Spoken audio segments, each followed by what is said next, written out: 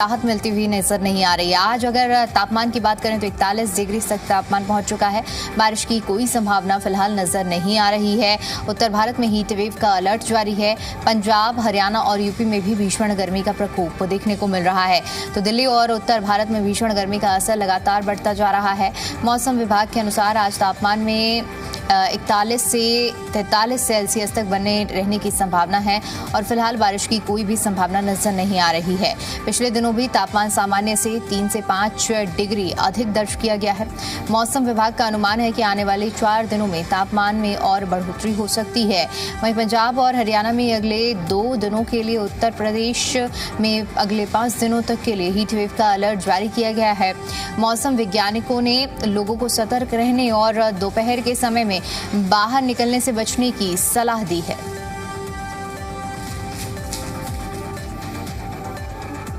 देश के अलग अलग हिस्सों में बढ़ रहा तापमान लोगों की चिंता बढ़ा रहा है। अब ऐसे में आने वाले दिनों में किस तरह का मौसम रहेगा, इस सब पर बातचीत के लिए हमारे साथ मौसम वैज्ञानिक है अखिल श्रीवास्तव जी।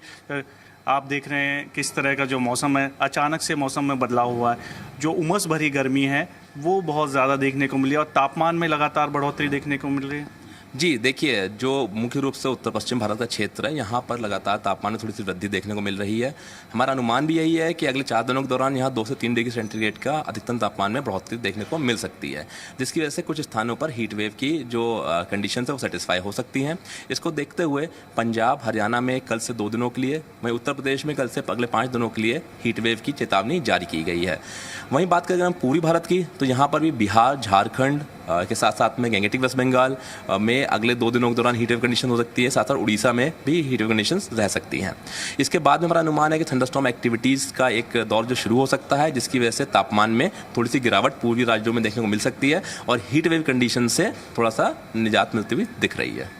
दिल्ली और एनसीआर की बात करें तो कैसा मौसम आने वाले दिनों में रह सकता है और कितना जो टेम्परेचर है वो पहुंच सकता है? देखिए, दिल्ली की जहाँ तक बात है तो पिछले 24 घंटों के दौरान जो अधिकतम तापमान थे, जो कल शाम को रिपोर्ट किए गए थे, वो 40 से 42 डिग्री सेंटीग्रेड के बीच में थे। ये सामान्य की तुलना में करीब 3 से 5 डिग्री सेंटीग्रेड तक से ज़्यादा थे। हमारा अनुमान ये है कि आज भी इसमें थोड़ी सी बढ़ोतरी देखने को मिल सकती है और ये 41 से 43 डिग्री यानी 41 से 43 डिग्री सेंटीग्रेड के बीच में रह सकते हैं और कल और परसों ये बढ़ करके 44 डिग्री सेंटीग्रेड तक भी कुछ स्थानों पर पहुंच सकते हैं, जिसको देखते हुए कुछ स्थानों पर हीट वेव कंडीशंस भी सेटिस्फाई हो सकती है। हालांकि उसके बाद इनमें थोड़ी सी गिरावट एक्सपेक्टेड है और ये 41 डिग्री सेंटीग्रेड के आसपास उसके बाद के दिनों में रहने की संभावना है अगले सप्ताह के दौरान।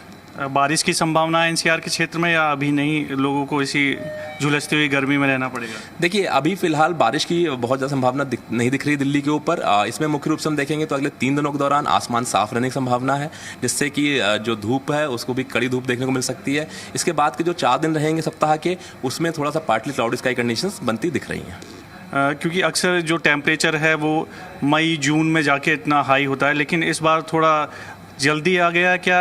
तापमान जो बढ़ रहा है जिस तरह से 44 तक पहुंचने की उम्मीद अनुमान जता रहे हैं। देखिए, ये तापमान जो है ये इंट्रा सीजनल फ्लक्चुएशन यानी सीजन के अंदर, ऋतु के अंदर कई बार ऐसे फेजेस आते हैं depending on the synoptic conditions, कि कैसे सिनॉप्टिक कंडीशन चल रही हैं।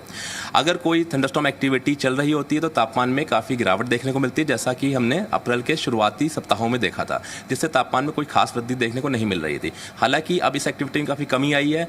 साथ साथ पश्चिमी विक्षोभ यानी वेस्टर्न डिस्टर्बेंस भी बहुत एक्टिव कंडीशंस में नहीं आ रहे हैं, जिसकी वजह से अभी उत्तर पश्चिम भारत के तापमान जो है वो बढ़ते हुए दिखाई दे रहे हैं।